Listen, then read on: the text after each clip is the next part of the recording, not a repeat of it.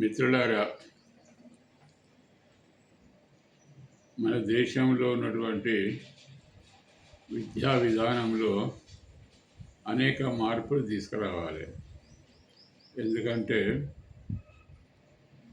ఇప్పుడు మన విద్యా విధానంలో ఉన్నటువంటి సబ్జెక్టులన్నీ ఒక 200-300 సంవత్సరాల క్రితం కనిపెట్టినాయి.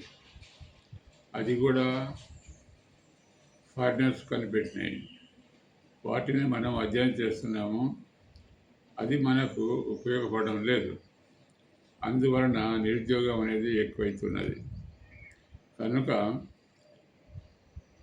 రాడికల్ మెరిటోక్రటిక్ పార్టీ అధికారం వచ్చే వెంటనే పాత సబ్జెక్టులలో మార్పులు చేస్తాం, మరియు కొత్త సబ్జెక్టులను ఇంట్రడ్యూస్ చేస్తాం.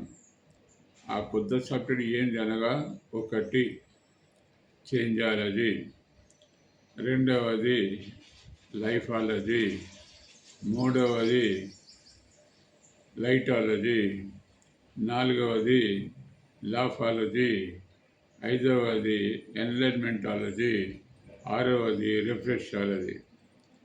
ఈ సబ్జెక్టులు ఇంట్రడ్యూస్ చేసి ప్రతి వాళ్ళను ఒక మంచి జీవిత విధానంలో నడవడానికి ఉపయోగపడతాయి. కనుక ఈ సబ్జెక్టు కూడా ఇండియన్స్ కనిపెట్టినవే. కనుక దీనికి అనేక విధాల సపోర్ట్ వస్తుంది.